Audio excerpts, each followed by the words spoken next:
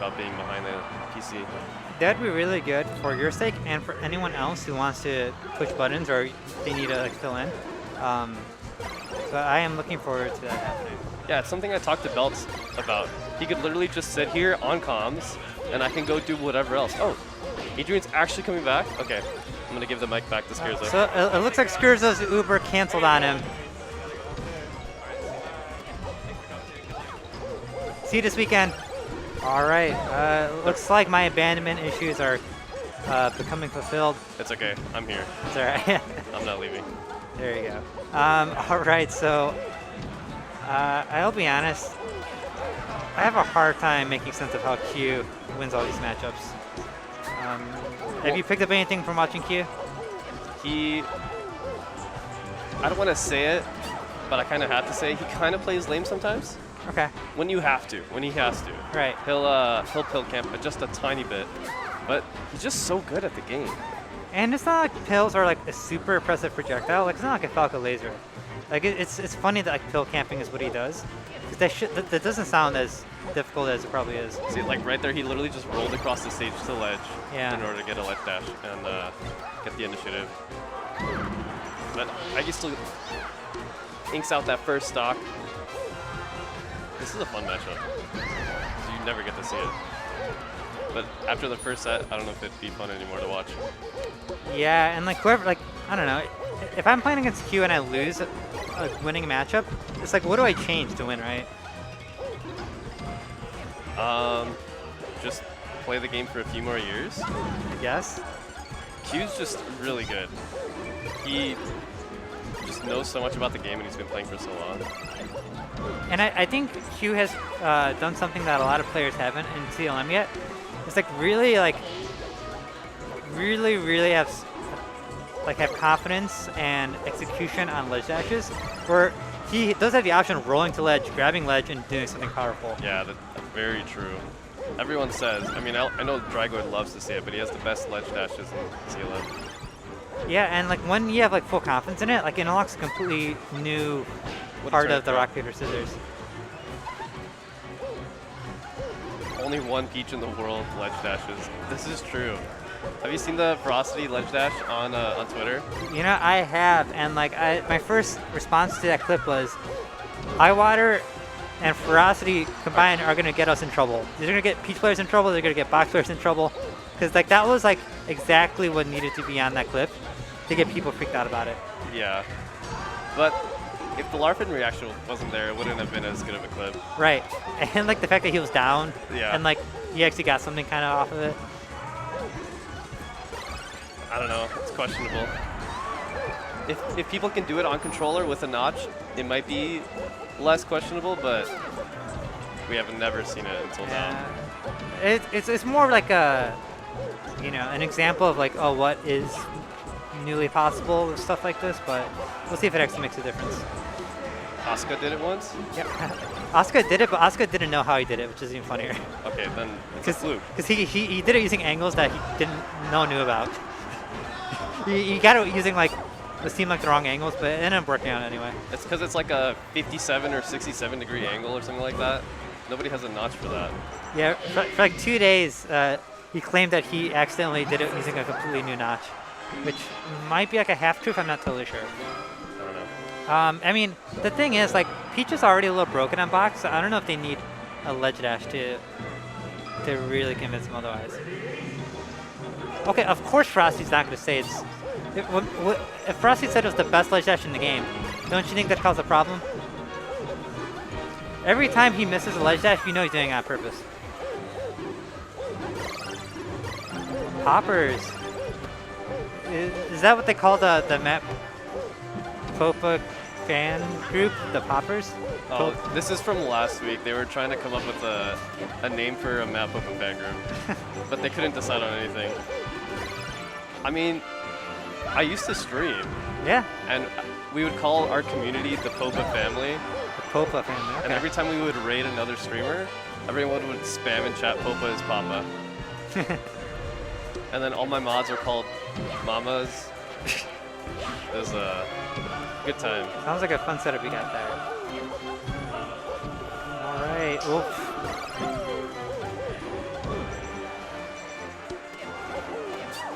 Yeah, it's pronounced Popers. I said it as poppers. Like that's not what you guys were calling it. I like Popers better. I agree. All right, so this is a kind of unusual interaction. Oh, the Stitch. It almost didn't look like he even tri-grabbing it or caping it. He just kind of let it fall. Eggy also just threw it, and then Q just watched it fall to the ground. Yeah, Jabungus, this is Q. He's a bit elusive sometimes, but he is definitely here with us tonight. I think it's because of Riptide. We have a lot of top-level talent getting ready for Riptide. Wow. Q's doing some really fun things with the backboard that is the tree trunk. What do you think about Unfrozen Stadium? Good, bad? I think it adds to the levelness of wonkiness and weirdness, whatever that. For a game like this, I don't really mind.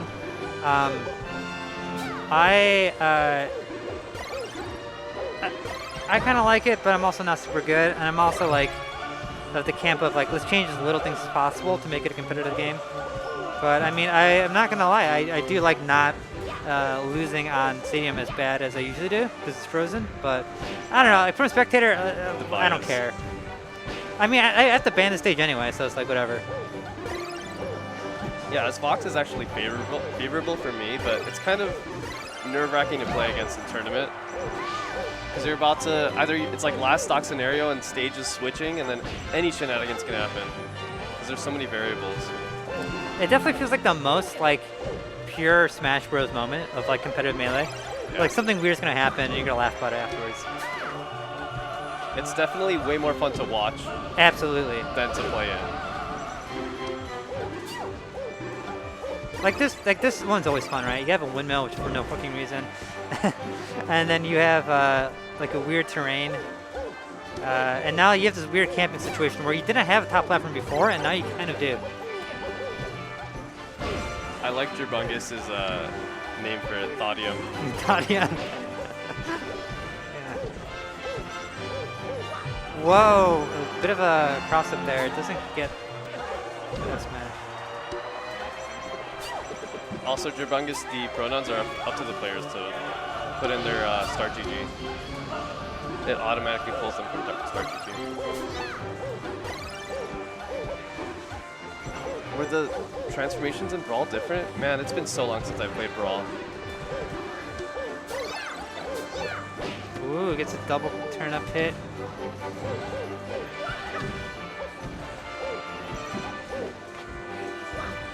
Oh, is that it? Q takes game 2.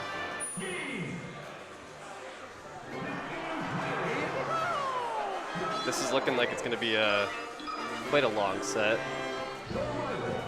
Yeah, this one might be... I might have to sign up after this one, but I'm pretty sure it's going to be a pretty good one to kind of end on.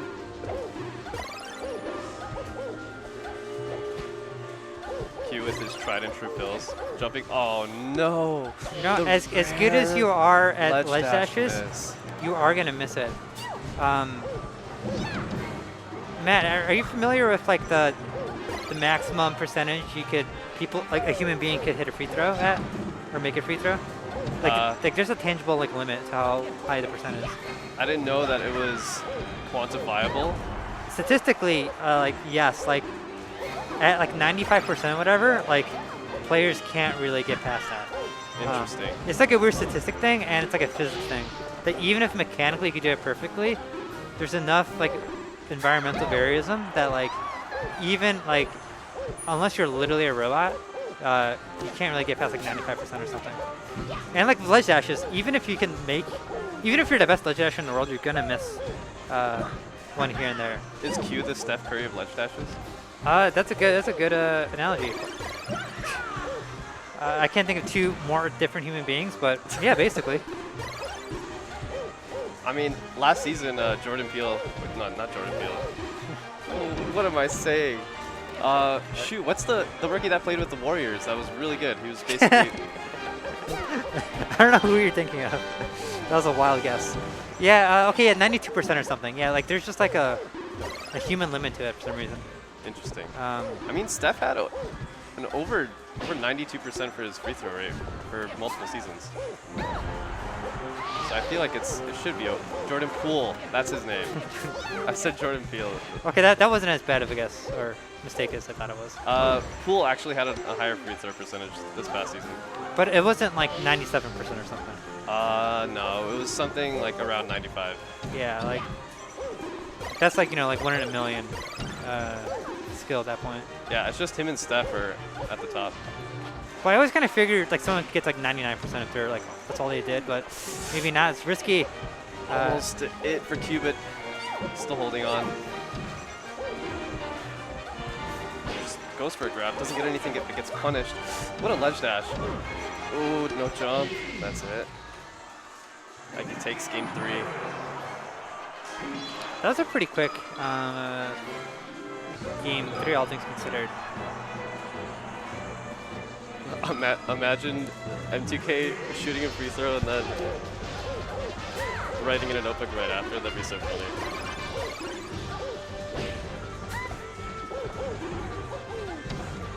You know, my elbow angle is a little bit off in that one. I'm gonna adjust it 2 degrees to the left.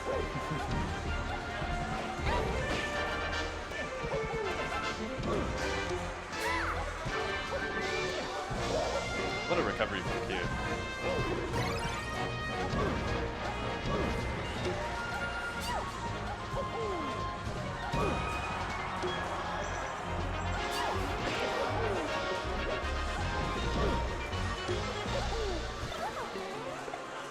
Yeah, so that edge guard is pretty good against like Marth, but for some reason I don't know why it didn't. Whoa, Mason call out. Oh, So but Eggy doesn't live there. in those situations, I'll have to see it again. You could usually like side B pretty low on FD to get there if you need a little bit of extra height, but you always hate when you go for a full commitment and then like you actually can't wrap it up. Still respectable from Eggy to go for it.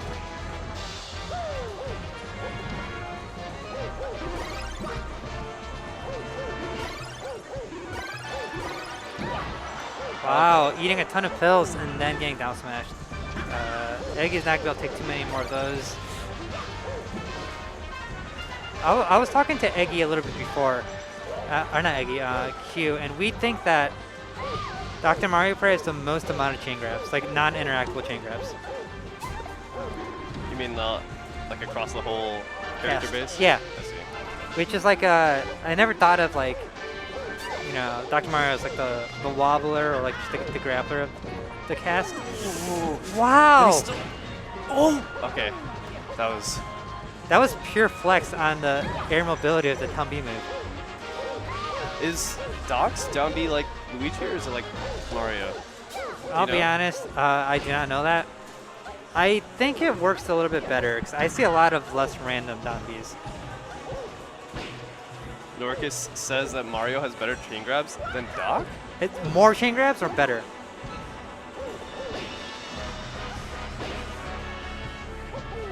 Nice stroke back from Q. Q looking to bring this to game 5.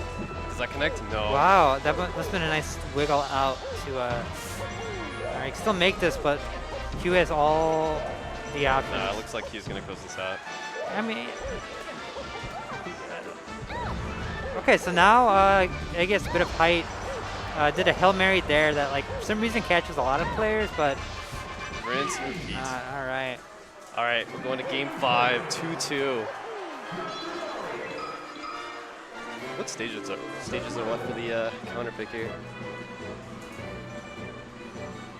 I mean, that's a good point. Like, a chain grab really is only as good as the finisher. And if you could chain grab people but can't do anything, besides like a back throw or something, then maybe it's, you can argue it's less good than one with a better finisher. Yeah, Hoopla is making a good point. Or an edge guard. Like, if your character could edge guard, then I'll take a non-finishing one. Ooh, what an opening from Eggy. Okay, Dreamland is going to be rough for Q. Eggy was already living so long on FD.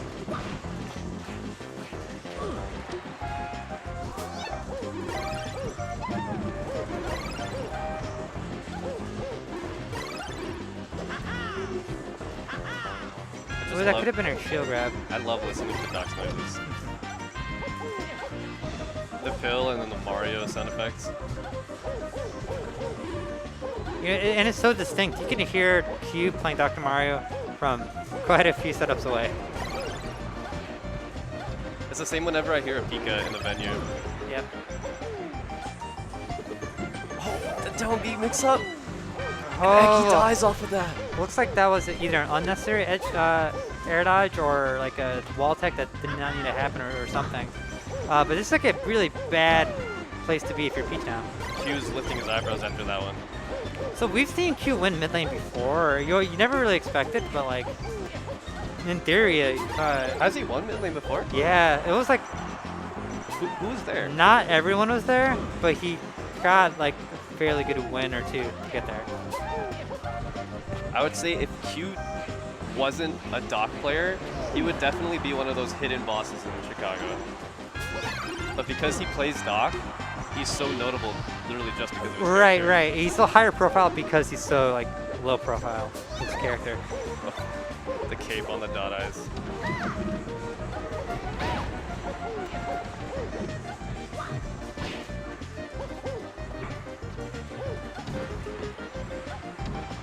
I'm excited to see both of these players in mid lane. I mean, not at mid lane, at Riptide, yeah. Me too, because both these players are really good of like getting like a really ridiculous win. Eggy This again. might be it. Like if losses didn't count, Eggy would be like incredibly top level player. Yeah, Eggy is already easily top 100. Yeah. And probably has like some of the best wins I think of Chicago. For sure. Like no one else in Salem has beaten Milky and stuff like that, or Wally. Yeah. Did you? Was the Wally set streamed? I don't know. I just saw him bracket that Eggy beat Wally, and I thought of Eggy versus Ferocity at mid lane. So yeah, it's like Eggy gets kind of stuffed on stream. It's a little bit sad, but Yeah, Eggy lost to Ferocity in the Ditto, but beat Wally. not the same bracket, right? No. Eggy played Ferocity in mid lane, and then Wally. What was the last tournament? The Shine.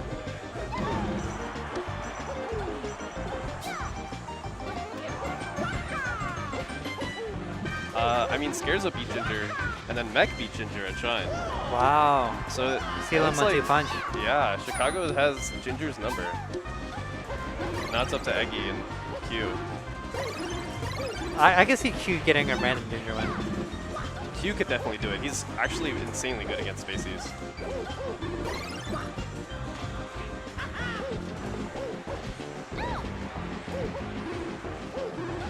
Yeah, Mech did beat Axe. That was at LTC, I believe. Mech also almost 3-0'd Lucky. He could have literally held on to ledge. Instead he got reverse 3-0'd because he went for the... That might be one of like the worst comebacks or best comebacks ever, right? It's definitely one for the history books. Because instead of 3-0ing Lucky, and Lucky made a really good run at Shine, he instead he lost at 9th. Okay, Eggy at 211%, finally back throw kills. We're already 4.5 minutes into this game. Ooh, Eggy messing up the Nair, looks like. I'm just spamming fair, which, I don't know, I think fair is a really good move. This is no jump. What a recovery! But Eggy's still okay. Holds up the ledge. Eggy's so stuck in the corner right now. It's really bad. Q just rolling away with fills. And I guess against a character without as that much mobility, like Peach, like throwing pills is really good. Eggy's been putting himself in some bad spots.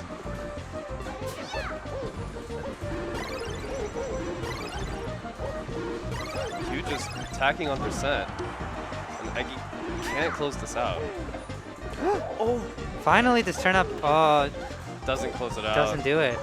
It's strange because like these turn-ups have not been that great edge guarding.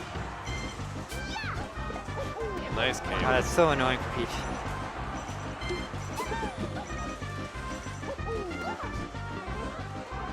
Alright. Last stock on Q game 5, but Eggy's sitting at 106%. Can Eggy do it? Winner of this goes to winners finals. To fight Michael, yes. So either way, it's going to be an interesting matchup. Jab down smash, not enough. Eggy still gets knocked off.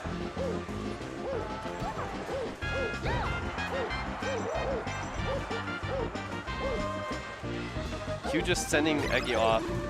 Yeah, and there's no good way to gimp a Dr. Mario in this matchup. Especially not a doc like Q with an insane recovery. Jab into nothing. Like, how do you get in against this Dr. Mario?